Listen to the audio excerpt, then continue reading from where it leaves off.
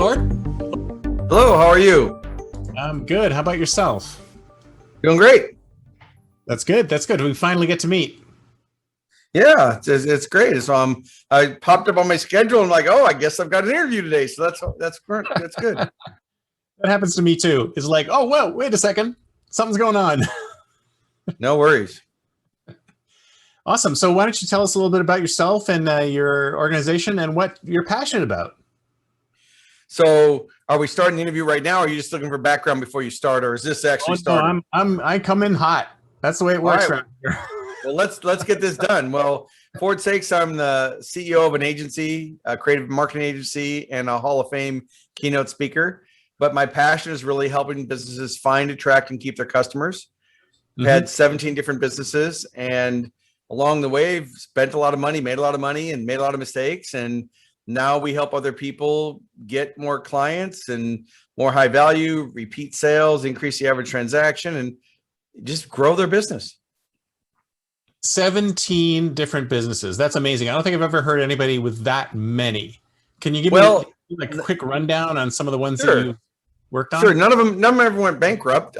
But as an entrepreneur and an inventor, I have several patents. And so along the way, I invented products in sporting goods, childcare, and automotive. And those all led into spin-off businesses. And sporting goods business was one of the bigger ones where I had 120 employees. And then after that, people started to ask me, Chris, well, how did you invent the product? How did you take an idea from a napkin to fruition? Like, what did you do? What was it that you did? And so I started to help people with that. And then that led to speaking, training, consulting, keynote presentations, and speaking all over the globe. So, the expertise was from helping do it in my own businesses and then with, literally thousands of other clients. What would you say was the biggest challenge that you came across? Probably consistency and discipline. I think that the biggest challenge for most businesses, though, is really their mindset. I think people really know what to do, but they don't know how to do it. They don't know.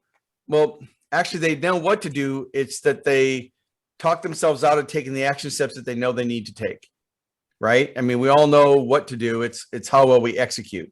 So I'd probably say that's the biggest challenge is taking action on what you already know. I mean, there's a lot of people who talk about thinking big and having grand ideas, and that's great. But you also need to think small. How do you move forward with what you need to take on a daily basis to move the needles? Well, what about you? So when you very, very first started, were you always driven to be an entrepreneur, or did something like drive you into it? Well, I got my start as an entrepreneur. I was 15 years old. I was sitting in a jail cell, 6 foot by 8 foot, thinking, maybe I haven't made the best life choices. And while I was there, one of the guards gave me a cassette program. And for some of your younger listeners, you're going to have to Google what cassette is. But they gave me a cassette program called The Strangest Secret by Earl Nightingale. And it basically was the first positive programming, positive information, personal self-help I'd ever heard. I always was told that I was going to die before I was 25. I was a kid from the projects, 9th grade education, running around the streets, no parents, foster care.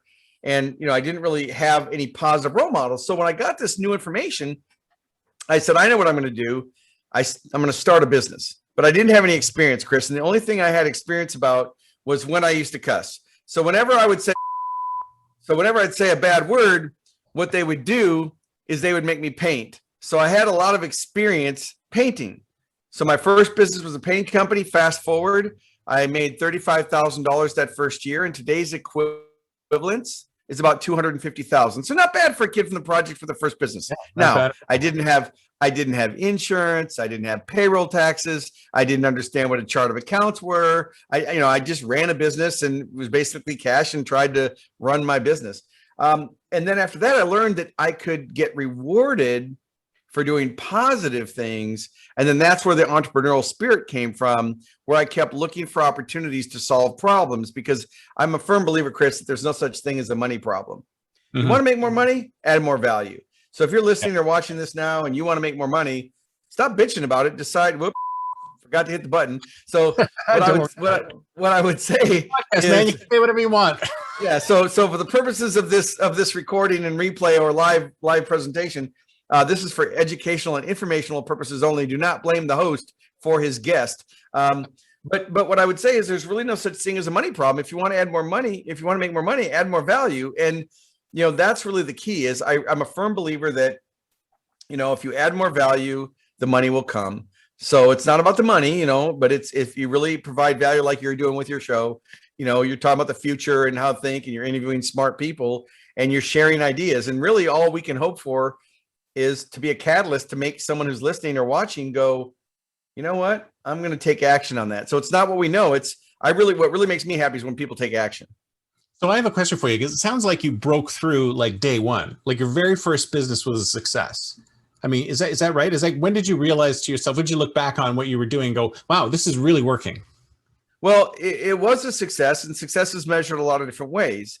That first year in business, when I made $35,000, in 1975, 76, the problem was I spent 36,000. You give a kid that doesn't have any money, and so yeah. How do you measure success? Do you measure it's by like kids out of college with credit cards, right? All of a sudden you're flush. You're like, what am I going to do? Are you a success because you made the sale? I mean, a real success, would have been to save the money and invest it wisely and save 10% and do all the things that I should have done when I was younger and didn't do. Yes, it was a success from the standpoint of solving problems. I mean, I'm a firm believer, if you can get one person to buy something, then you can get 1,000. It's coming up with that concept, and it's the right combination of the message to the right market using the right method. And that's something I talk about in my keynotes. It's if you're in business, if you don't have the customers you want, if you don't have the subscribers you want, if you don't have the followers on social media that you want, you're not sending the right message to the right market. You can have the best message in the world, but you send it to the wrong people. As a male, if they send me something about pregnancy and, I'm not worried about it like for a wife or spouse, well, then it's the wrong message, right? It's not relevant. So you want to make sure that the message is on target. And, that's obviously something that we help with as our agency, but, that's really where the success came from. Well, it's interesting you should mention that, because I mean, there's some people, it's kind of like there's two schools of thought when it comes to being an entrepreneur. On the one hand, it's like the Mike Rowe school, which is, it doesn't matter what it is, even if it's a crappy job, do it because it's somebody will pay you for it. And then the other side is, follow your passion. It's like which one of those works, or is it a blend? I'd say it's kind of a blend, but I really think it comes down to what problems do you solve that other people will pay to make go away? So right. If you're an entrepreneur, you have to ask that question. If you work for a company, you have to ask that question. If you want to raise, you have to ask that question. There's no such thing as job security. It's skills security, right? So if you want a better job, then you have to provide more value. I mean, this last year has been very disruptive, as you know. A lot of businesses flourished and a lot of them went out of business, and it was a real test. And I don't think that what happened with the pandemic changed anything other than what would have happened within 5 years anyway. I mean, the virtual meetings and not being able to sell face-to-face and some of the things, it would have happened anyway. It's just COVID made it happen faster. Just accelerated.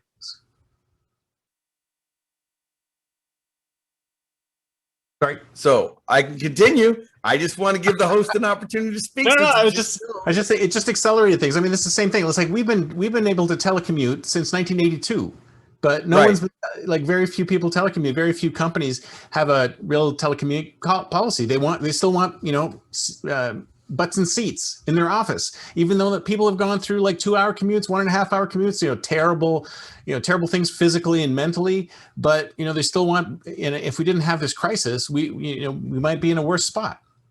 Well, I think that technology caught up and now culture is having to change.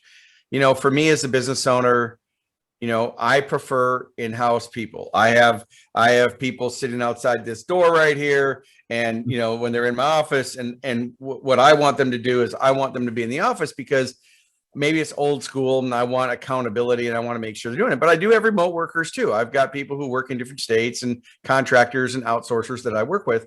But it really is about setting a conditions of satisfaction. What does success look like? Having effective meetings, holding people accountable, having them use active language like, oh, it's not, I'm going to be on a podcast later. It's, I'm going to be on a podcast at this time from this time, and this is what I hope to add value. So it's not just the technology, and it's not just remote workers. It's a combination of, the right systems, the right people, and then, actually executing to make sure that you're applying the leadership skills to make sure it's successful. Because there's a lot of people who will say, oh, remote workers don't work. Well, it's no different than as an agency, someone says to me, LinkedIn doesn't work, or podcasting doesn't work, or Facebook or YouTube or Twitter or TikTok, Instagram, or, yeah, it all works. It's just, is it the right method for what you're trying to do to reach your particular market? But going back to the virtual, I probably am on, I don't know, 30, 40 Zoom calls a week. I mean, if I had to guess, 8 a day, 8 times 5 is 40. So, maybe 25 Zoom calls a week. And some of those are presentations where there might be 1,000 or more people. And if it's being streamed live on YouTube or LinkedIn, then it could be hundreds of thousands of people. Sometimes it's 8, sometimes it's 2, but I think that no matter who you are, you have to be skilled at the new technologies, and, how to do virtual meetings, how to sell when you can't meet face to face, how to have proper audio and lighting and effects so that you can actually, deliver a real value. Well, did you ever have I think it was mentioned earlier, did you ever have a moment where you finally realize I've broken through? Like I can consider myself a success. Like where did that happen? I don't think so. I mean, I've been asked that question in other interviews and TV interviews in the past. And, I think that the more I learn, the more I realize I don't know anything. I think there was a time in my 20s and 30s where I thought I kind of knew what I was doing and knew everything. But the more you learn, and I think this is for, the more wisdom you acquire, the more you realize that you can never know enough. And for me, it's not about knowing it all. It's about knowing where to get the answer. Can I leverage my resources? Where do I go? I mean, I have a policy in my company that, don't come in here and ask me a question if you haven't tried to solve it first. Did you go to YouTube? Did you Google it? Did you do anything to try to be a critical thinker and solve your problems? Because that's what I'm looking for. I want to hire for talent and train for skills. I want someone who's a critical thinker, but also a process person. And that's hard, because people come into a job and they'd like to have a guidebook and training and be trained to standard and have all these things, but life is messy. It's not always like that. And sometimes, not sometimes, but many times you need your staff or you yourself to be able to be a critical thinker. And I think it really starts with mindset. So I don't think I've really just broken through it and considered myself a success, because every day there's always some better. So I was on Clubhouse this morning, and there's someone who's very famous in the car world, Grant Cardone. He's done events where there's 50,000 people, and and I know him and everything. And he was talking about his success. He did an event and made 9 million in the weekend, and but then he said he was trying to work on a new idea, and he was trying to get into a new sphere of influence, and they didn't even know who he was. And they were at a whole nother echelon, and so it just goes to show you that no matter who you are, whether you're Tony Robbins or whatever, Oprah, there's always another level. And I think that's very humbling. So even though, yes, I've reached a level of success and I've done some things and I've written books and I speak around the world and I'm in the Hall of Fame of keynote speaking, doesn't really mean, it doesn't really mean anything, because there's always more.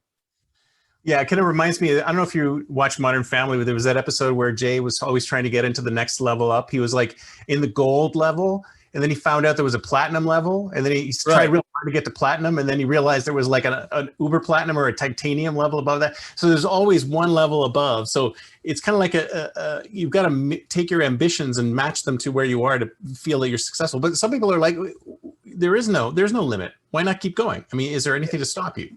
Well, and I think that's important. I think you need to celebrate the successes that you have, but I also think you need to be driven to improve. I'm never satisfied. Now, am I perfect? No, I'm so far. I make mistakes. I say the wrong thing. I tend to cuss too much. I don't do it from a stage. So if you're a meeting planner listening to me right now, no, I will not cuss if I'm in front of your audience, but it's real. I mean, you asked me to do an interview, you're getting me. This isn't some canned thing. You and I just met. We didn't, we knew of each other, but this was our first time to really have a meeting. And so my main concern is I want to be a great guest to deliver value to your listeners, viewers, and your replays as much as, being here to learn from you. So it's a dialogue, and I think it's being humble. The thing I would say, the warning is, be careful of those people who think they know everything, but they don't know what they don't know.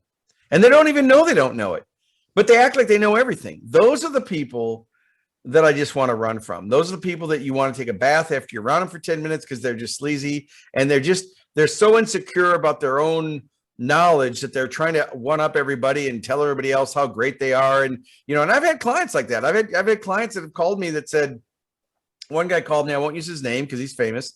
And he said, I made $1 billion last year, and, I'm looking for a coach, and, you came highly regarded for what I'm looking for.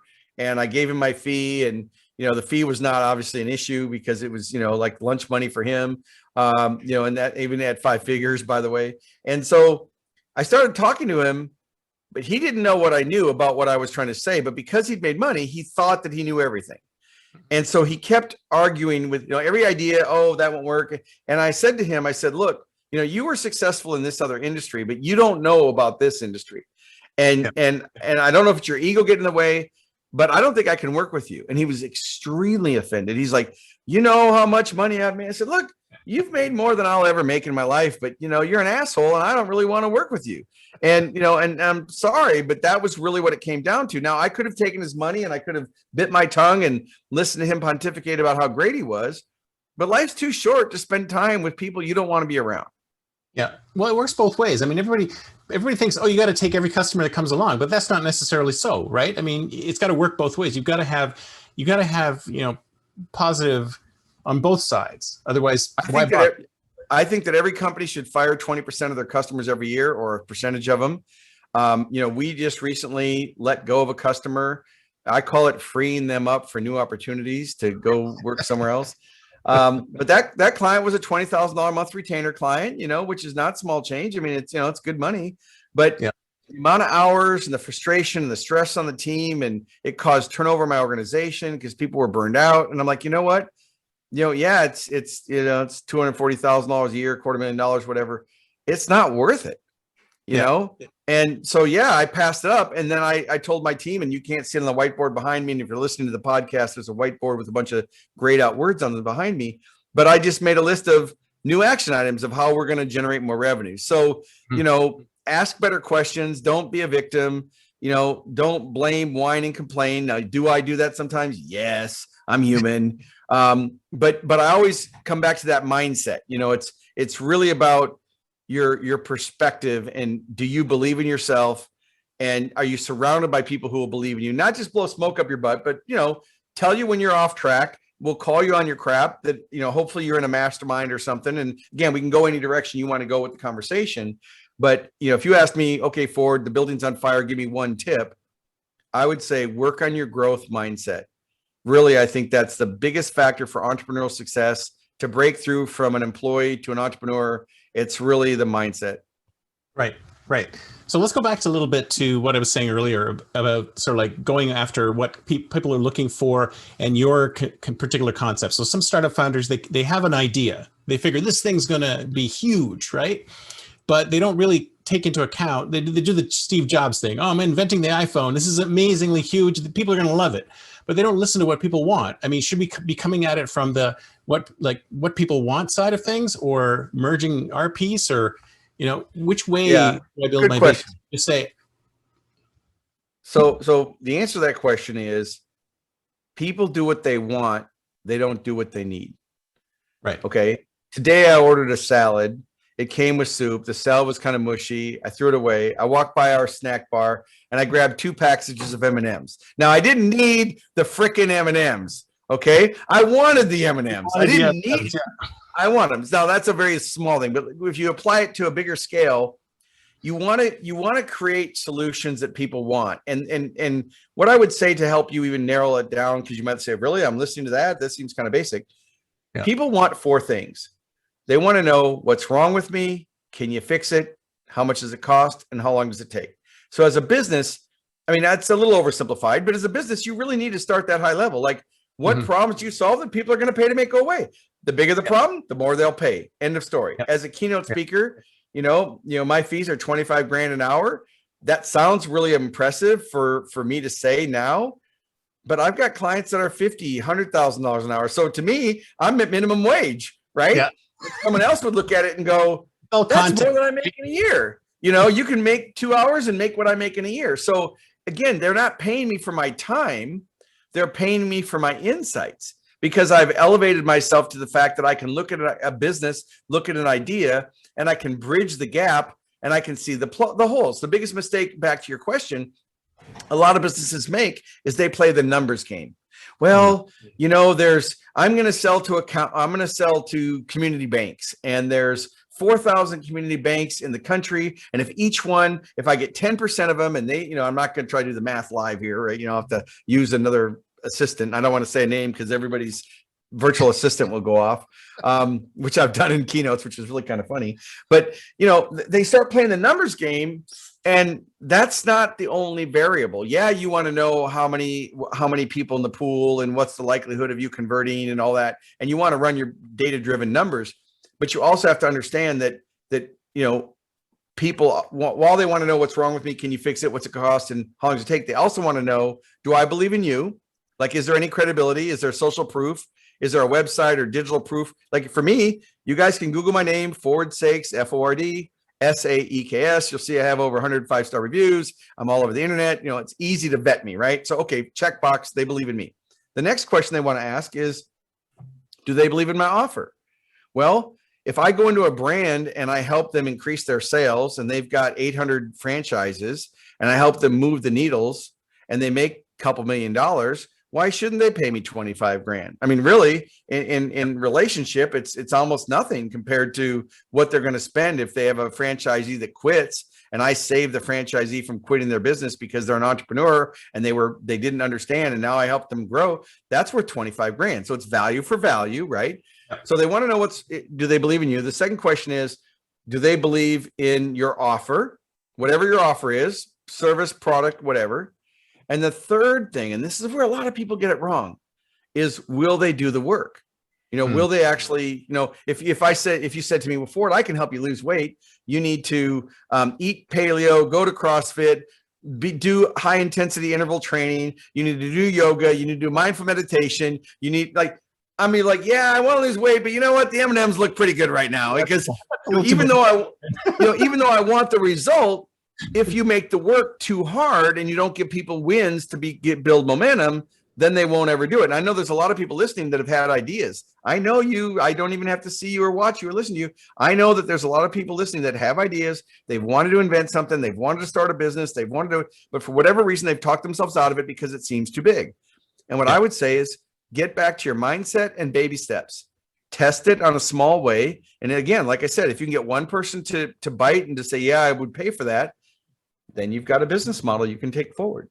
Yeah, fantastic. So let's start at the very beginning here. So one of the things that's interesting about what you said earlier about your background is that it's almost like your background sort of drove you into doing something successful. So sometimes you see that with a lot of people who have like really horrible beginnings and they can really turn themselves into successes. But people who are like in the middle, who don't have horrible beginnings, they don't really have a terrible life. It's an okay life, but it's not like out of the ordinary. How can these people sort of push themselves to get up there? Because they might not have the same level of motivation somebody that like you might have. Exactly. So, we can term that hungry, right, Chris? Okay. Maybe they're not hungry. I was hungry. I was living the project. I was carrying a 9mm. I wasn't exactly a business owner.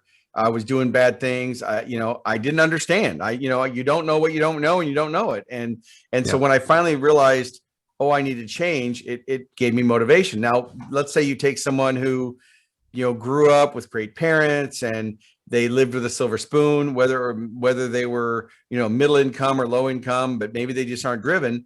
It doesn't mean that everybody needs to be an entrepreneur. Everybody, if you're listening to this, it doesn't mean that, I think everybody should be, like me, but you should be driven to add value. So if you are just telling yourself that, there's so many victims right now, and I'm not going to get into the political issues and the things that are going on in the media. No, I don't really care about that. Apolitical. Yeah. I'm definitely not going to get into anything like that, and nor would I in any conversation. But there are a lot of people who are entitled or victims.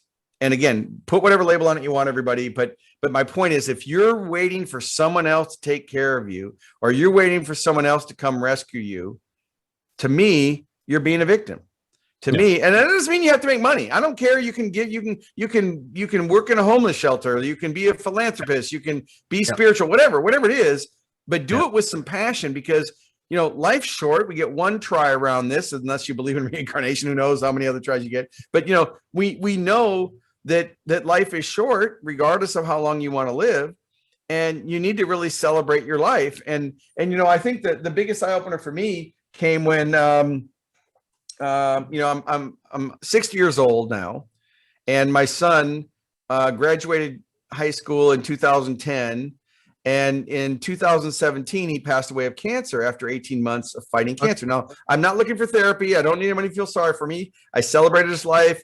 He had a great life. He certainly I wouldn't want him to pass. Don't get me wrong. But I want to tell you something that happened. We were such good friends, and he played hockey, and he always had all his hockey buddies around him when he was getting ready to pass. And he went through this for 18 months. So for 18 months, he just knew he was dying, and we joked about it, and he'd wake up, hey, let's go to Sizzler. Right.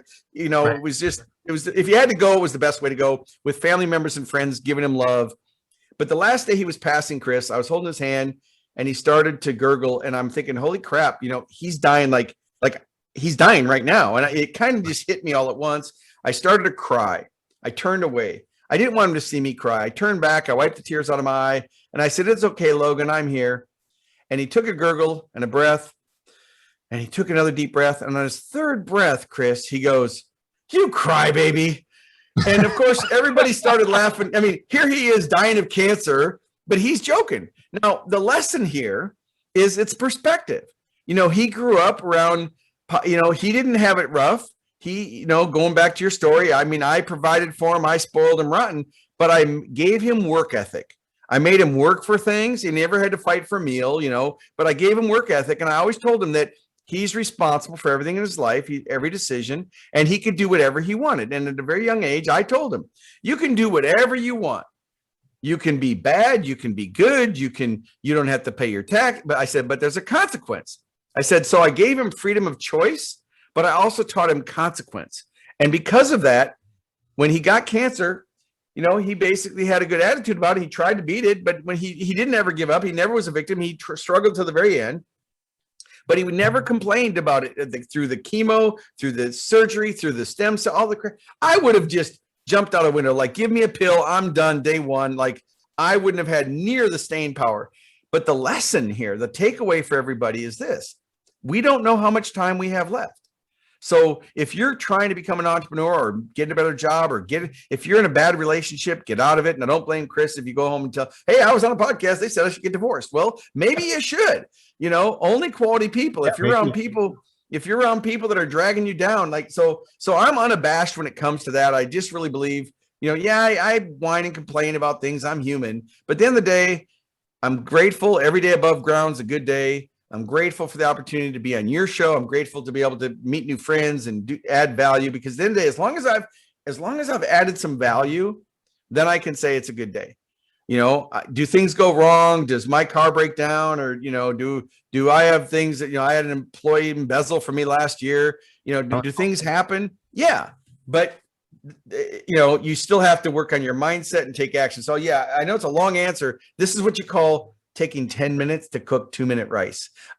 So sorry about the long answer, but I believe that even if you're not super hungry, then you need to find your passion, find out what motivates you, do a dream board, try new things, experiment, get out of your comfort zone, because otherwise you're going to wake up 10 years from now and you're going to wonder, God, what happened? I know I did. I don't know about you, Chris, but I went from my 30s to my 60s in like a blink. Like, there's an old saying someone said, about age. It would be, how old would you be if you didn't know how old you were? For me, I'm in 25. My wife says I'm a 12 years old. I'm an adult man child. Like, she wants me to grow up. But really, I don't feel 60 Yeah. until I look in the mirror, right? But I don't Yeah. feel that 60, but my point is there are a lot of people who are 20 that act like they're 80. And there are a lot of people that are 80 that are still living life and learning new things. So it's really, gosh, I know it's a recurring theme here, but it really comes down to mindset. Well, I think a lot of people don't realize how much power and control they have over their own lives. They look at themselves and they go, this is me, this is what I am, and this is what I will always be. And a lot of times people spend a lot of time just trying to continually reinforce themselves the way they are, and not realize that there's so much ability for them to change, because they can. They go like, I was reading something the other day where people were complaining about, oh, I can't find a job in my city, or I can't do this, or I can't do that. And it's like, well, go move, or do this, do that. It's like you have full control over your life if you just had the drive to make those kind of changes. And nothing's really stopping you. You can make these changes. Of course, there's going to be lots of upheaval around you, but as long as you're okay to deal with that, then you can make almost any change that you want to. Yeah, I think people get complacent. They get comfortable and complacent, and the devil they know is, I don't know what the saying is, like the devil you know is better than the devil you don't, or whatever. So they get complacent, and that's where victimhood, blaming, and complaining come in, where they get entitled to just blame, or they get conditioned to not take action. And it is hard for those of you listening that you feel stuck. Do one thing today, pick one thing, read something new, drive a different way to home. Creativity, and this is interesting because I've invented a lot of products, and people always say, well, where did you get the inspiration? Like, how did you come up with the idea? Creativity is really, the more experiences you have, the more creative you are. The different things you do. So for example, what could you do to be more creative? Well, if you have a watch, put it on the other arm. Tonight, when you go home, eat with a non-dominant hand. And here's a big one for you. Take the toilet paper roll and flip it over, right? So if it's used to, just watch how it pisses everybody else in your house off. There's so many, how small changes cause all sorts of ruckus. But I'm telling you, you do that, it's going to be a dinner. It's going to be Armageddon, right? But if you aren't willing to do something a little bit different, you're not going to get anything different. And I think that when you learn it, like I've learned that if I want something different, I have to think big, but I have to think small, and I have to take action. So actually, you won't be able to see it on my phone for those of you watching at home, but I'm going to show for the camera. This is actually what's on my phone. Think big, think small, take action. Because I want to remember when I turn my phone on, because how often do we look at our phones, right? We look at our phones all the time, and so I'm always thinking times a day, apparently thousands of times a day. Yeah, so I want to remember. Look, if I know that people say, oh well, he's used a lot of motivational quotes and things. Look, this is my DNA. This is really what I think. Like, this isn't a book report. These are the things that have taken a kid from the projects to run a seven-figure business more than once, to speak at colleges, universities, and brands around the world. And for me, if my teachers were alive right now, I mean, I was kicked out of so many schools and classes. And so I was so disruptive because I wanted attention. Like, I didn't understand it at the time. It wasn't that I was stupid. I was just looking for attention. So I was just doing stupid shit to get attention. I didn't know any better. And when I finally realized that you can get attention by doing good things, well, then I really leaned into it. And I've read a lot of books. Some aren't good. Some are good. I take a lot of ideas, but what I would say is be a critical thinker. Don't take my word for it. Don't take Chris's word for it. Take our ideas, try them on like a new piece of clothes, see if it fits, but don't tell us and don't tell me for sure that it won't work unless you've tried it.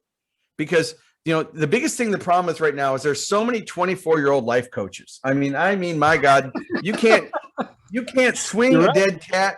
Sorry, I said dead cat. For any of you, don't write in hate mail. Don't put anything in the comments. I love animals, but you can't swing a dead cat.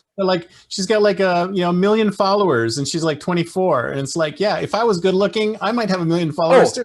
Yeah, I mean, it's always funny when you have to kind of wonder. I've seen a lot of that, and there's a lot of them out there, and some of their content isn't bad. A lot of it's regurgitating, and but there has to be a certain level of wisdom. Now, that doesn't mean there's not some brilliant 24-year-old people. Like, Oh, yeah. this is not an age thing for those of you out there. It's not a gender. It's not an age. It's not a race. It's nothing.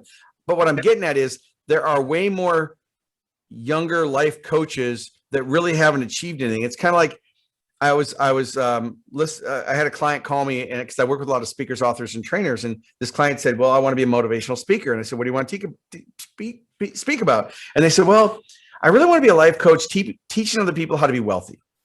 Mm-hmm. And I said, okay, how much money have you ever made? Like, what did you invent something? Are you a child prodigy or what? Yeah. And she said, no, I just really want to do that. And I said, well, what's the most money you've ever made in a year? Like, just, can you give me an idea? And she said $48,000. Wow. And okay, that's not bad. But I said, so have you invested that? No. Do you have property? No. Have you started a business? No. Do you have residual income? No. I said, so what are you going to teach? Well, I read Rich Dad Poor Dad, and I really think that I could, and I'm like, look, you can't polish a turd and you can't drink from an empty well. Like, you have to have some substance to be able to do it. That's why you and I could jump on this call today and we can have a conversation for an hour or whatever, how long we're going, and I can deliver value because I've got a deep well of knowledge that I can take it whatever direction you want it to go.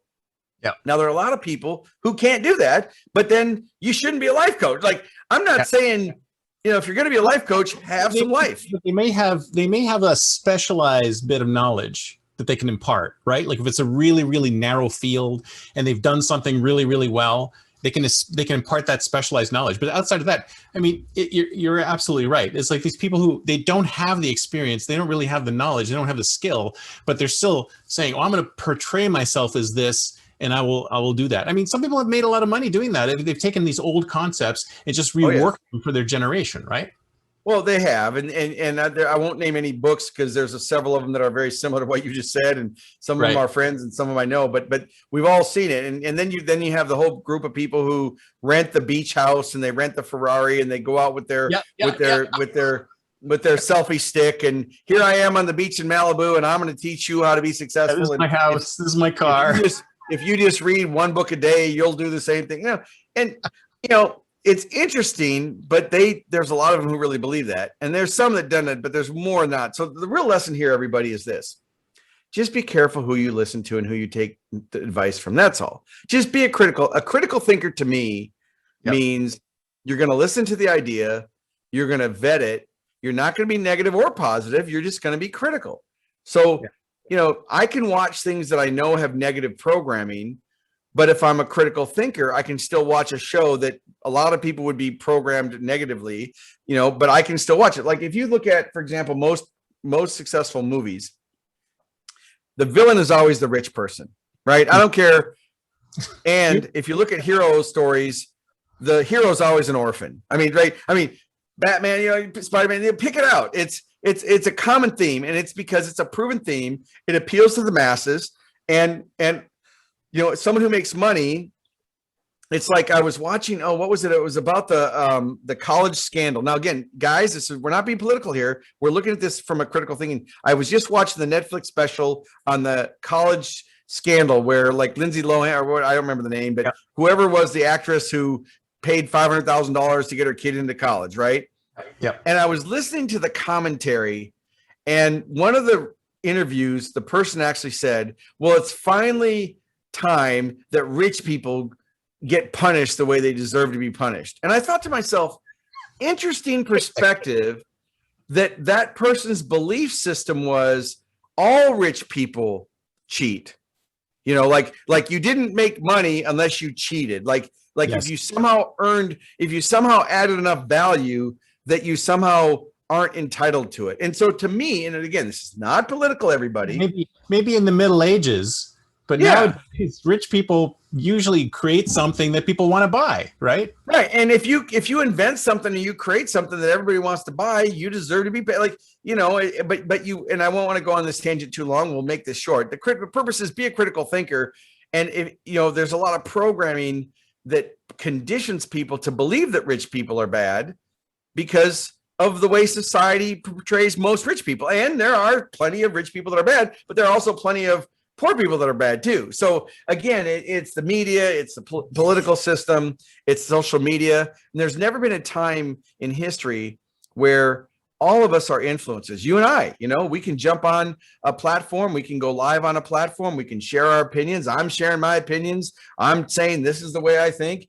And some people will be like, yeah, this is perfect. I'm going to believe this. And some people are like, no, this is the wrong answer. So it just depends on your perspective. So tell me so you've had 17 businesses. I'm assuming one or two of them may have failed. Tell me about your biggest failure. Oh man. I got so many ideas here. So I invented a sporting goods system that would go from floor to ceiling to store bicycles. It was a pole that went it's sandwiched between the floor and the ceiling to store bicycles. Well, that sounds like a great idea. I can't imagine. Well, it was. And when I invented it in 87, people told me it would never sell. They said, why would someone pay $200 for an oak rack or $99 for aluminum when they can pay 99 cents? So the typical logic was nobody will pay for it because it's so expensive. And I thought to myself, people buy diamonds, they buy fast cars, they buy Cadillacs. At the time, it was a Cadillac. Now I'd say Tesla. It's all about showing the value. I mean, people buy anything expensive. So I built the company up to $50 million in gross sales. And, that to me was a lot of money. And it was very successful. Well, then I invented a product that was a jogging stroller, bicycle trailer combination. So you've seen them in the marketplaces. They're you put your kids in them, you pull them behind your bike, and I created the first combination unit that did both. So it was a stroller that you could take the front wheel off. It became a trailer. I designed it. I had the patent on it. I took it to market and I spent $250,000 developing it. The first year I went to a trade show, I sold $90,000 in 3 days. So I'm like, okay, we're on a good start. Nice. I've got something going. The next year I went to the trade show, I sold another $100,000. So I was up to like 190,000, but I'm still in the hole, right? I do the math. I spent 250. And the next year at the trade show, 9 companies copied me. I mean, knocked me off. Like 9. I'm at the trade show. The first year I was the idea of the year, and I was on all the covers of the magazines, and I was interviewed, and I was selling a Sharper Image and Williams-Sonoma. I was selling to all these places and catalogs. The next year, 9 companies did it. And one of the companies was Huffy Bicycles. Now, I don't know if those people listening know who Huffy is, but Huffy's like the 600-pound gorilla in the marketplace for cheap things in Taiwan that they can make. Well, I was manufacturing in the United States. Huffy retailed their product for $99. My wholesale price was $125, and it was supposed to sell for $350. So even though I had a superior product, and even though I had a better product, and it was Huffy had the distribution and the market. And when I went to their booth, I said, look, you copied me. They said, yeah, we know. We bought your product. We took it, reverse engineered it. And I said, but I got this patent. I said, we know, but do you want to fight us? We're Huffy. And I'm like, no. And they said, well, here's $100,000. Do you want to go away peacefully, or do you want to sue us? And then we'll make you go bankrupt. I took the money, and every time I walk through a freaking Sam's or Costco or look on the internet, I mean, all I want to do, I'm just so pissed off because I'm the one that came up with the idea because because my son was small and I wanted to buy both products, but I didn't want to spend $300 on a trailer because those products existed before me. I didn't invent the trailer, and I didn't invent the stroller or the trailer. I just put them together and saw a need because I was a parent and I wanted to find something that worked. So that was a miss. I just moved on, but I think the biggest thing is you can fail with a product, you can fail with marketing, or you can fail with, management, because in business, you're good at one of those 3 things. You're either delivering the product or service, or you're a practitioner. Number 2, you're really good at managing people and you understand leadership and communication and team building. And you can see my snarky conversation here, or you're good at marketing and sales, which means you know how to communicate the value. Now, I've always been really pretty skilled at marketing and sales, and I've always been skilled at delivering whatever the product or service is. But when it came to leadership, I was like, I don't need that crap. I'm hiring them, I'm paying them, get them to do the work. But after you start having a lot of turnover, which is expensive, I started thinking to myself, Chris, who is always at the scene of the crime? It's Mhm. me. What's the one common denominator? The faces changed, but the problems were the same. And finally, I had an expert say, Ford, you don't need team building. You need leadership skills. You need leadership training. Now, this was 30 years, 20 years ago. And I said, I don't believe that. And you got time for 2 minutes of a story real quick? Go for it. So he says to me, he said, Ford, I can solve your problem in 10 minutes. I said, okay, solve my problem. He said, did you ever teach your son how to ride a bicycle? And I said, well, yeah, of course. He said, what did you do? He said, did you put a helmet on him? Did you hold the back of the bike? Did you coach him? Did you let him kind of fall? Did you pick him up? I said, yeah. He said, so you coached him on how to ride a bike? I said, yeah. He said, you know what you do to your employees? He said, you hire them, you pay them well. He said, but then you take them to a really big hill and you blindfold them and you put them on the bicycle and then you kick the back of the bicycle. And as the bicycle goes tumbling down the hill, you run alongside bitching at them that they're doing it wrong. And when they get to the bottom, you slap them for doing it wrong. He said, you don't have a culture. You don't have communication. You don't have leadership. You don't have nurturing. You're not creating onboarding. And it was all these things that as an entrepreneur, I didn't even think I needed. I'm like, hey, I hired someone to do my lawn and clean my pool and clean my house. Like, I just thought I could hire someone and they could just do the work. So that's one of the mistakes I made, which was hire your weakness, know what you're not good at. You want to strengthen your weaknesses, but don't live there. So yes, have I improved my leadership skills over the years? Absolutely, because I don't like the turnover. Am I perfect now? I still have my days, but I do at least know when it happens that it's me. Awesome. So you know what I like? You seem to be like the two description or the three businesses that you've talked about so far. Really interesting. Where do you get your inspiration from? How did you decide to go into those? Well, I'll give you two. I'll give you the answer, and this is going to be a long road to a tiny house. So I'm going to give you the main way. So I invented the bike racks to go from floor to ceiling. And then it became a whole line of sporting goods products. And then I owned a boat, and my son Logan, at the time, the one I told you about passed, he was 5 years old, and we were on the boat, and my wife was petrified that he was going to drown. And so I was at a boat show, and I saw this swimsuit called floating swimwear. It was a swimsuit with Lycra and it had flotation sewn into it. And I'm like, you know what? It's a superhero costume. This was back in 89, probably. And there wasn't any that market was not in the market. I took that company in global, but the idea was I saw the suit and I'm like, you know what? This will really sell. My son will be happy. He can't take it off. The zipper's in the back. He can be around water and I don't have to worry. So I understood the value proposition. And I went up to the guy and I handed him my business card, and I was in jeans and a t-shirt. And I said, hey, buddy, I can really help you sell, because I already had a multi-million-dollar company with distribution and all different channels of distribution. I knew exactly how to sell it and who to sell it to. I already had the contacts at mass merchants and everything. And he said, kid, if I had a nickel for everybody who told me I was going to make money with this idea. Well, fast forward, he ends up calling me a little bit later, and I ended up taking his business from a garage operation that sold about $15,000 a year to $10 million in sales in 3 years. Nice. So I saw a need. Well, fast forward, I was dating a nurse. This is before I got married. You got to do the math here on the just a different idea, guys.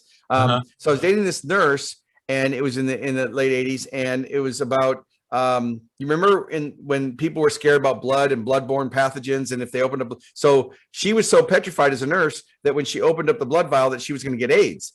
And so I created a safety shield that would that they could use in labs and labs. So I had medical safety shields that for bloodborne pathogens. I had the sporting goods. I had floating swimwear. I created an automotive product. So I've always found a need and a want. I've always looked at the want first. Like I said, people do what they want, not what they need. And then I was able to create value. Well, fast forward, I figured out that people will pay more for information than they will anything. So yes, I still have some products that I sell. But again, how can they afford to pay me like 25 grand for a keynote or $75,000 for consulting or whatever it is? Well, it's because people will pay more for information. And now more than ever, in this information overloaded world we have with Facebook, LinkedIn, YouTube, Twitter, TikTok, Pinterest, Instagram, Snapchat, whatever you want to call it, whatever one hasn't even been. Now we've got Clubhouse and all the other ones that are, social. Every week it's another one. And Twitter has a new one. There's so many inboxes, right, that are supposed to, quote, help us. And so people will pay more for information, but they don't want information. So if you think about it and you're taking notes at home, there's data, there's information, there's knowledge, and then there's wisdom. So if you think about them like steps on a stairway, data, nobody cares about data. There's data. We're in a data information overload, right? Oh, yeah. Well, then there's information. Well, information is data that's sorted out. Well, that's helpful, but that still doesn't, there's too much information. Well, now there's knowledge. Well, that's what your show is. Your show is that the knowledge, you're sharing knowledge and wisdom. Knowledge is where you're cutting through the crap. You're talking to smart people. You're giving ideas that your audience members can take away. So they're not just listening passively. They can go, you know what? That's a good idea. I'm going to take action on that. And that's where the wisdom comes from. And so along my entrepreneurial journey, I realized that. And so now that's why I have a creative agency. We still do done for you services, but that's why I'm on a lot of podcasts and interviews, and I write books, and I'm on TV and radio, because I found that people will pay for that information because they don't have time to spend. You can either learn by other people's experience or your own. And I got news for you. It's going to cost you a lot more to learn from your own experience than other people's experience. Absolutely right. Absolutely right. So it's time to think like a futurist. Where will things be in 2031, 10 years from now? Go. I think that buying behaviors are going to change. I think you got to look at artificial intelligence, and the whole landscape of communication is going to change. I don't know how AI and robot, but I think AI and robotics. And I was in a grocery store the other day, and there was a sweeper that was robotic that was beeping. It was going up and down the halls. So it's eliminating jobs. So I think that there's not going to be less jobs. They're just going to be different. And I think that you need to be starting now, depending on what age you are, to look, it's like Wayne Gretzky said, right? How to success, it's not where the puck is, it's where it's going to go. And I think as a futurist, you're doing a great service to people because you're allowing them to think. So to me, I would look at artificial intelligence, buying behaviors have changed, and communication. Yeah, no, you're absolutely right. So many people out there say that, in 10 years, we're going to lose 4 million jobs or 10 million jobs or 20 million jobs, but nobody thinks about the jobs that are going to be created from the industries that are coming. Or they haven't even been invented yet. I think it's just BS. Yeah. In 1990, did we even imagine web developers or it's like none of these things existed. And I think if people don't think far enough out. They just think about, okay, right, where's the end? Not the new beginning, not the fresh beginning. Yeah, I think you're 100% correct. And I know there's statistics on it, and I used to have it in one of my keynotes, but it was like, if you looked at the top 10 companies today, they didn't even exist 20 years ago. They weren't even a thought. If you look at web development, you look at social media started in 2005. Really. If you look at when Facebook, and I think it was around 2005, don't quote me on that, but it's not that long ago. Don't talk about stuff that happened prior to 2008. Makes you sound old. Yeah, exactly. Right. It's crazy. And it's like, even when you talk about email, I've got a bunch of millennials that they don't even use email anymore. It's not even texting. It's like, what are you doing? Instant message me. I'm like, I only text them. Yeah. And it's interesting, and that's just, and everybody's heard the joke, you see 5 people at dinner and they're all texting each other because it's just, we've gotten to that. I'm so lazy. I won't even use voice commands.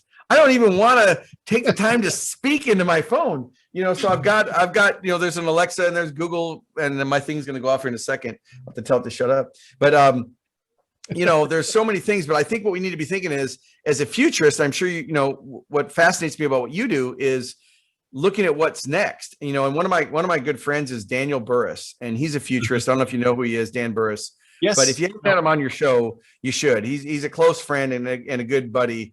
And, he always talks about, know what's next and skip the problem. And the problem isn't the problem. And it's the methodology of how he thinks. And, his books are great for helping me and anybody else look at, what's the future? It's not telling me what the future is. It's helping me identify how to understand what the future is going to be. And that's really, I think, important for everybody, because time's getting condensed.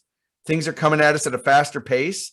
And, you've got to have a core system of tools that you can put in your toolbox to be able to handle the fast rate of change, the economic change, the landscape. And I haven't looked at my investments to see. I know I lost a bunch of money yesterday, but you know, there's always new opportunities. Bitcoin, man, cryptocurrency. That's where that's the place to go.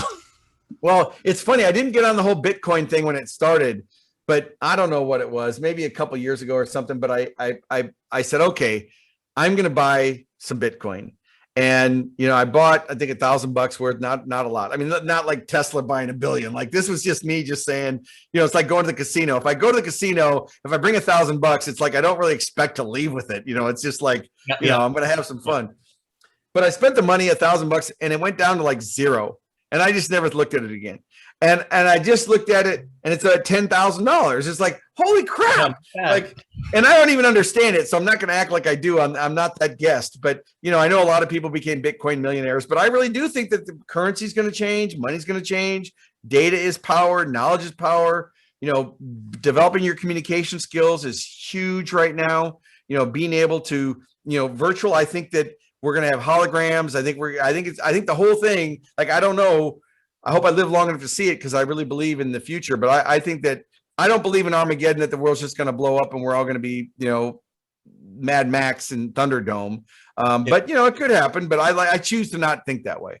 Yeah. Well, it's kind of like some of the things you were saying earlier about how you develop businesses. Is you were very observant, right? You looked at what was going on around you, and you sort of put the pieces together, and you added the critical thinking. And I wish they taught critical thinking earlier on, like much earlier on. I don't think they teach it at all. I mean, I think that's the problem, right? Do they teach it? Do you feel like, have you and your guests, I mean, does anybody? Sometimes when you get to college and you take philosophy courses, then you get taught critical. Okay. But before that, who knows, right? Yeah, and that must be because I don't know. It's so funny because I do speak at universities, but I don't have a college degree. It's so funny because they'll say, when I get done speaking, they'll say, hey, well, you know, where'd you graduate from? You know, I tell them St. Louis Park High because I was on the work program in high school. And they say, no, for college.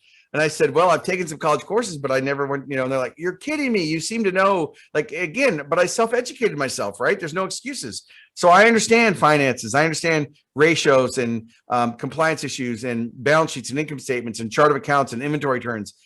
Yeah. I understand marketing and sales. I understand digital. I understand leadership and change. So you have to, if you're going to be successful, be willing to be humble and make mistakes, but you've got to be able to self-educate yourself. I know we're wrapping up soon, but as you're getting ready to think about this, I don't care where you are, work where you are with what you've got and make the most of what you've got to get everything that you want. And if you're not willing to, and again, I'm speaking to myself, everybody. I mean, as I say these words, I'm also, this is my self-talk. Like, you know, I'm saying very good words to myself.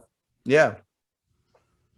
Awesome. Well, thank you so much. This has been great. Very inspirational. I love the work you're doing. We should probably do it again. There's so much more I want to talk to you about, like the future of education. Like it's interesting that you got to where you are, you know, without that formal education. I think, you know, that's the kind of education we all need, is the informal education. I mean, that's where learning is. So there's tons more stuff that we could talk about. You give me a link. If you have a guest that doesn't show up, call me. If I'm available, we'll jump on. I'm available. I love doing these. I love adding value. So you can you've got the link on how to get on my schedule. Just schedule it. And if it pops up on my calendar, just give me the topic of the day. Hey, we're going to talk about this. And, you know, unless it's how to handle people with tact and skill, I'm good for it. I could use some help there myself. Well, thank you so much. This has been great. It was great talking with you. All right. Thanks so much, Chris. Talk to you later, man. Bye. Bye.